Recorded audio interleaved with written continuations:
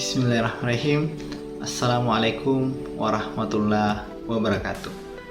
Perkenalkan, nama saya Hamsa SVMP, merupakan salah satu dosen pada program studi Agroteknologi Fakultas Pertanian Universitas Muhammadiyah Makassar. Bidang keilmuan saya adalah ilmu hama dan penyakit tumbuhan. Video ini merupakan pernyataan diri dosen dalam unjuk kerja Tridharma Perguruan Tinggi atau disingkat dengan PDD UKT PT, yang mana dalam video ini menjelaskan terkait pengajaran dengan menggunakan metode DIA, Delivery, Interaction, and Assessment. Pada kesempatan ini saya akan menjelaskan salah satu mata kuliah saya dalam pengajaran yang berbobot 3 SKS, yaitu mata kuliah dasar-dasar perlindungan tanaman yang biasa dipelajari pada semester genap. Mata kuliah dasar perlindungan tanaman merupakan mata kuliah yang hadir untuk memberikan skill kepada mahasiswa dalam pemeliharaan tanaman, khususnya jika terjadi serangan organisme pengganggu tanaman. Kemampuan mahasiswa yang diharapkan setelah mengikuti mata kuliah ini adalah: yang pertama, mahasiswa mampu menjelaskan tentang sejarah, tujuan, dan manfaat perlindungan tanaman. Yang kedua, mahasiswa mampu menjelaskan tentang konsep timbulnya gangguan pada tanaman. Yang ketiga, mahasiswa mampu menjelaskan tentang biologi dan ekologi hama dan penyakit tanaman. Yang keempat, mahasiswa mampu menjelaskan tentang ordo dan morfologi serangga hama. Yang kelima adalah mahasiswa mampu menjelaskan tentang patogen penyebab penyakit. Yang keenam adalah mahasiswa mampu menjelaskan tentang teknik pengendalian organisme pengganggu tanaman. Capaian yang ketujuh yang diharapkan adalah mahasiswa mampu menganalisis tentang OPT tanaman pangan dan OPT tanaman perkebunan dan teknik pengendaliannya. Dan yang kedelapan adalah mahasiswa mampu menjelaskan tentang pengelolaan hama terpadu. Adapun materi pembelajaran dalam dasar-dasar perlindungan tanaman ini yaitu sejarah, tujuan dan pentingnya perlindungan tanaman, konsep timbulnya gangguan pada tanaman, biologi dan ekologi hama tanaman, ordo serangga hama, morfologi serangga hama, patogen penyebab penyakit, biologi dan ekologi penyakit tanaman, teknik pengendalian OPT, OPT tanaman pangan, OPT tanaman perkebunan, pengendalian hama terpadu. Itulah gambaran singkat tentang mata kuliah yang saya ampu dalam perkuliahan selama 1 semester. Selanjutnya, saya akan menjelaskan tentang teknik pengajaran dengan metode DIA yang saya terapkan pada dasar-dasar perlindungan tanaman. Yang pertama adalah delivery. Bagaimana saya menyampaikan perkuliahan kepada mahasiswa. Perkuliahan yang dilakukan secara online menggunakan Zoom Meeting, saya menyajikan materi yang dilengkapi dengan gambar ataupun video yang bisa membuat mahasiswa lebih paham terhadap materi perkuliahan. Selain itu, mahasiswa harus memiliki textbook, yaitu manajemen perlindungan tanaman dan dasar-dasar perlindungan tanaman. Selain itu, setiap minggunya mahasiswa diberikan studi kasus, bisa mencari hama ataupun hal-hal yang terkait dengan materi perkuliahan seperti serangan OPT untuk selanjutnya didiskusikan secara bersama pada pertemuan selanjutnya. Hal ini akan membantu mahasiswa lebih mudah untuk memahami materi perkuliahan. Teknik yang kedua adalah interaction. Bagaimana saya berinteraksi dengan mahasiswa dalam proses perkuliahan?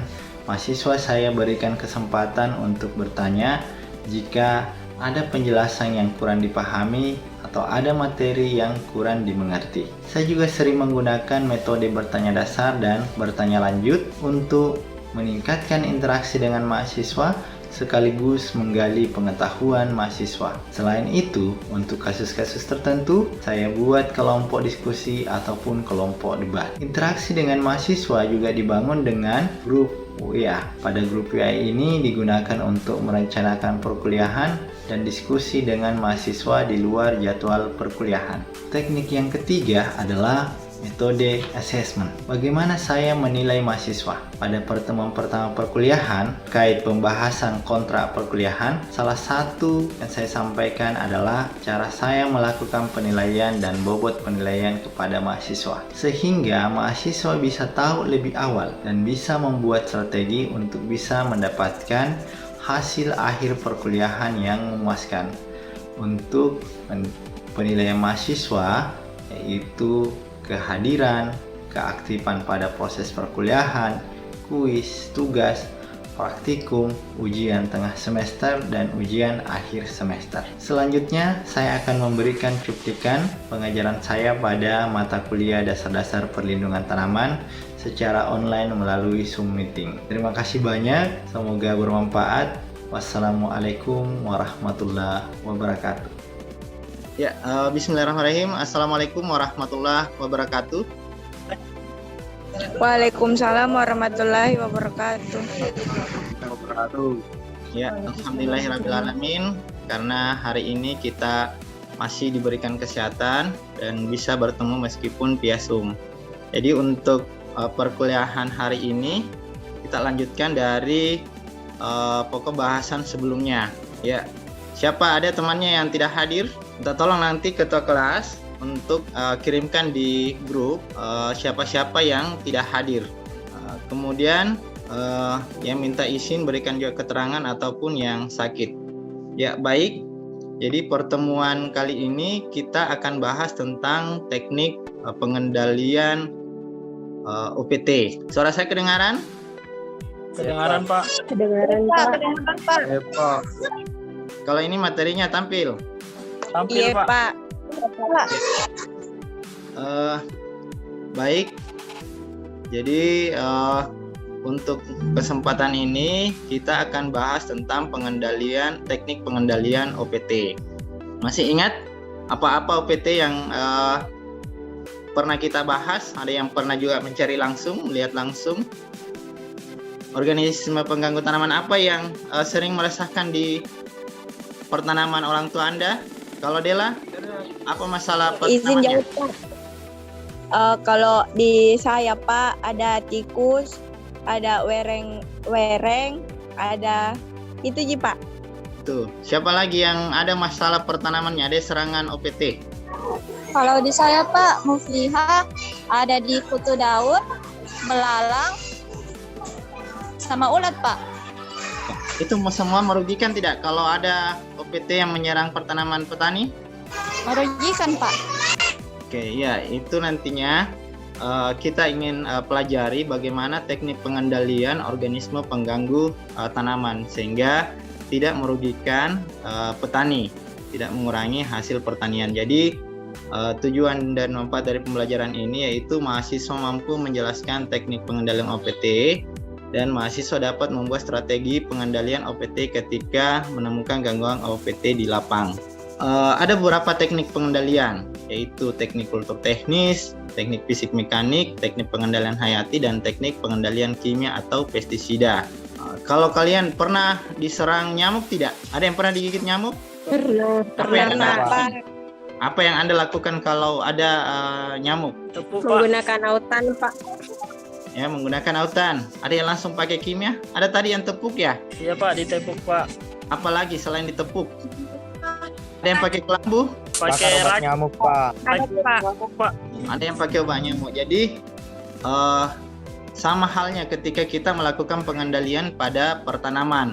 Ketika ada serangan hama, sama halnya dengan ketika kita tadi diserang nyamuk. Jadi ketika di awal ada nyamuk, itu tidak langsung kita ambil baygon ataukah bahan kimia lain yang bisa mematikan. Tapi biasanya kita tepuk dulu. Kemudian kalau ada yang mati, kalau misalnya masih ada lagi gangguan, biasanya kita pakai kelambu ataukah pakai raket nyamuk. Kalau memang jumlahnya banyak, susah untuk ditepuk, ya biasanya pakai obat nyamuk, kemudian pakai pelindung misalnya autan ataukah bisa yang bahan kimia. Jadi jangan langsung bahan kimia kalau jumlahnya hanya satu. Sama halnya di pertanaman. Ya, sebisa mungkin kita gunakan dulu cara-cara alami yang ramah lingkungan. Yang terakhir itu menggunakan bahan kimia. Jadi itu jurus pamungkas. Kalau petani di sekitar rumahnya sering menggunakan bahan kimia tidak dalam pengendalian hama? Sering, Pak. Sering. Bahkan itu katanya yang jurus pertama ya. Nah, jadi itu nantinya ketika Anda sudah pelajari ini, sebisa mungkin disampaikan ke orang tua bahwa ada teknik-teknik pengendalian yang kita lakukan lebih awal supaya lingkungan tidak rusak. Nah, ada yang pertama adalah teknik kultur teknis atau pengendalian yang kita rencanakan sebelum malah bertanam. Kita sudah rencanakan supaya pertanaman kita tidak terserang oleh hama.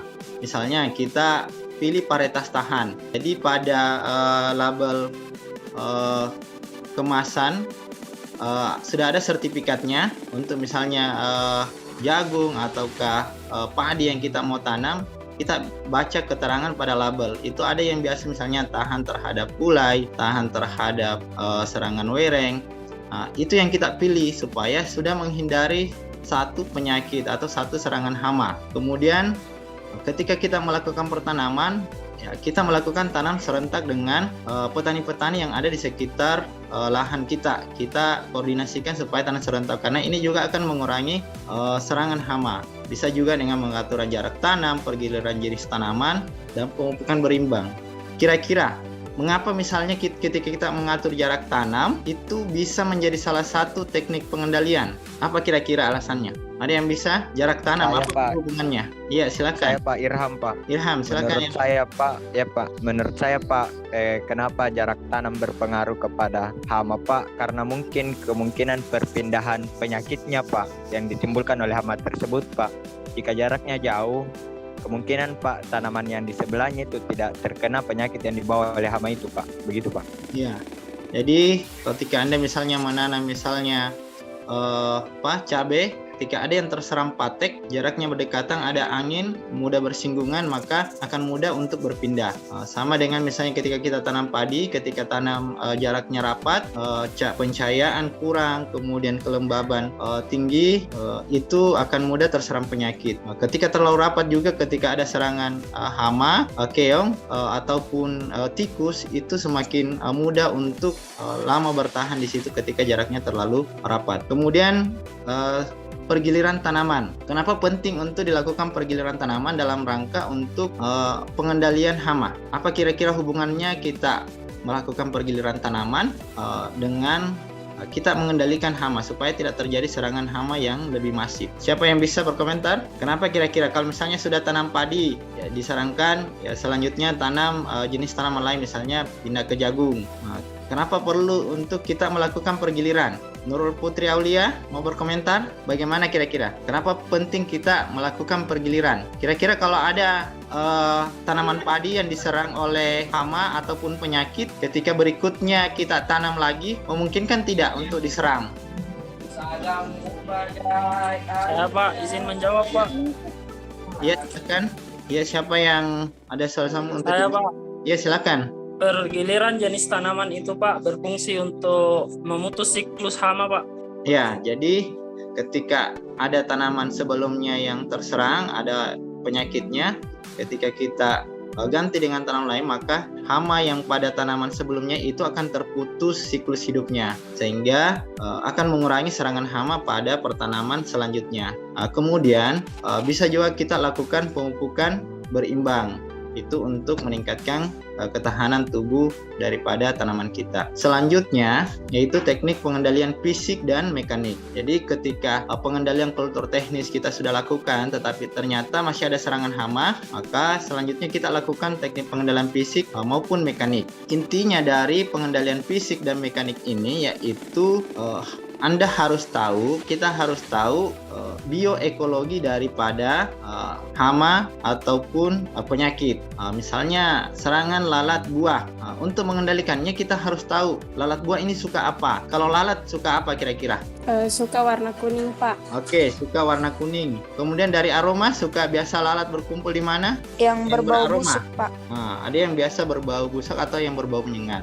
Sehingga ketika kita ingin mengendalikan, maka kita karena kita tahu bahwa dia kesukaannya pada yang berwarna kuning, kemudian yang beraroma menyengat, makanya kita bisa buat perangkap kuning. Jadi botol warna kuning kita berikan aroma, kemudian dikasih lem. Jadi ketika dia mendatangi warna dan bau itu, ternyata dia terperangkap karena ada lem, ada perangkap yang kita berikan di situ. Kemudian ada yang pernah lihat ngengat, kalau sudah panen biasa ada yang ke lampu, ada yang dekat sawah rumahnya yang pernah didatangi ngengat. Saya, Pak. Ada yang biasa datang malam-malam tidak, dan datangnya hanya ke lampu. Iya, Pak, biasa ada, Pak. Nah, itu karena ngengat ataukah penggerek batang padi itu sifatnya keluar pada malam hari ataukah nokturnal dan mendatangi cahaya. Sehingga untuk mengendalikannya secara fisik maupun mekanik, yaitu kita membuat perangkap cahaya ataukah light trap. Jadi ketika itu terpasang pada malam hari menyala, maka hama-hama yang sifatnya nokturnal itu akan datang. Kemudian ada perangkap di situ sehingga dia akan jatuh, maka nantinya akan mati dan mengurangi populasi di lapangan. Kalau tikus pintar membaca tidak? Tidak, Pak. Tidak. Sehingga ketika Anda lihat yang digambar ini, maaf, tikus dilarang masuk. Maka itu tidak akan efektif karena tikus tidak tahu membaca. Jadi kita harus tahu apa yang disukai dan apa yang tidak disukai. Misalnya juga keong mas sukanya pada air, sehingga ketika kita ingin supaya dia pergi, maka kurangi air. Ketika kita ingin membuat dia terkumpul, maka buat genangan-genangan air sehingga keong mas terkumpul di situ dan mudah untuk kita tangkap. Tikus tidak tahu membaca, makanya kita tidak akan efektif ketika kita membuat pengendalian dengan hanya membuat tulisan tikus dilarang masuk. Tikus sukanya misalnya bau amis. Ada yang biasa lihat orang buat perangkap yang kotak seperti ini, jaring yang diberikan ikan asing yang digantung. Iya, Pak. Ya, Pak. Kan karena petani tahu bahwa tikus suka pada bau-bau amis. Nah, ketika dia datang pada perangkap itu, ketika masuk langsung terperangkap. Jadi harus kita tahu apa-apa yang disukai dan apa yang tidak disukai untuk merencanakan teknik pengendalian. Ada yang ingin bertanya sejauh ini? Kalau burung pipit, ada yang pernah lihat burung pipit? Orang-orangan sawah, ada yang pernah lihat orang-orangan sawah? Yang ada bunyi-bunyinya. Kalau orang-orang saya tak pernah. Orang-orangan sawah itu biasanya digantungkan bunyi-bunyian ketika ada angin. Itu tujuannya untuk mengusir burung pipit, karena burung pipit tidak suka ketika misalnya ada suara tertentu yang bikin kaget, maka dia akan langsung terbang. Jadi kalau kita tahu apa-apa yang tidak disukai dan apa yang disukai oleh hama atau organisme pengganggu tanaman, maka dengan mudah kita untuk melakukan suatu teknik pengendalian. Kemudian teknik pengendalian secara hayati, yaitu pada teknik ini kita menggunakan musuh alami atau agens hayati. Bisa juga kita menggunakan biopestisida ataupun pestisida nabati. Ada yang pernah belajar tentang rantai makanan? Tanaman padi. Padi dimakan apa? Padi biasanya dimakan apa? Kalau Tikus. makanan. Tikus. Tikus dimakan apa? Ular. Nah, karena di sini statusnya yang menyerang pertanaman atau produsen itu adalah tikus.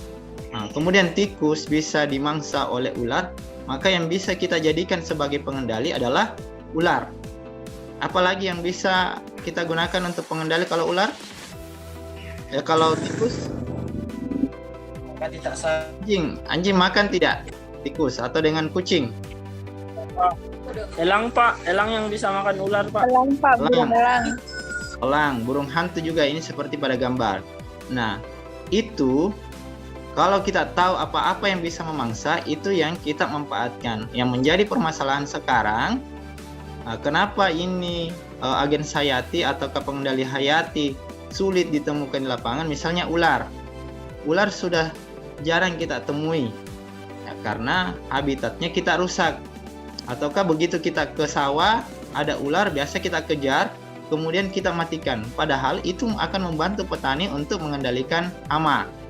Sama dengan burung hantu, sudah sulit untuk kita temui, karena pohon-pohon besar yang ada di sekitar pertanaman itu sudah ditebang, yang menjadi habitat dari burung hantu.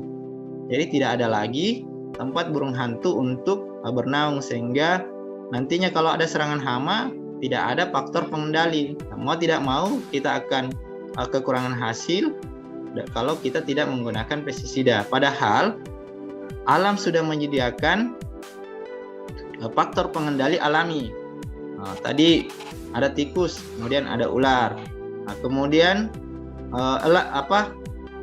belalang. Belalang kira-kira bisa dikendalikan oleh apa? Apa yang bisa makan belalang? Belalang kira-kira bisa dimakan apa kalau belalang? Bisa dimakan burung pipit tidak? Dimakan, Pak. Ya, jadi belalang itu bisa dikendalikan oleh burung pipit. Yang menjadi persoalan biasanya kita semprot, belalang mati, burung pipit tidak ada makanannya, sehingga burung pipit ikut menjadi hama bagi tanaman karena tidak ada makanan yang dia dapatkan, yaitu tidak ada tadi belalang. Kalau kita biarkan dulu secara alami, jangan langsung menggunakan pestisida, maka lingkungan sebenarnya akan kembali seimbang. Jadi hal-hal yang seperti itu harusnya kita lestarikan. Paling tidak lingkungan dari musuh alami ini kita jaga supaya musuh alami ini tetap ada di sekitar pertanaman kita. Kemudian yang terakhir adalah kalau teknik pertama tidak mampu, kemudian kita sudah lakukan juga pengendalian secara fisik mekanik, ada juga pengendalian secara hayati, kita memanfaatkan musuh alami, memanfaatkan predator, tetapi juga masih serangan tinggi dan melewati ambang batas.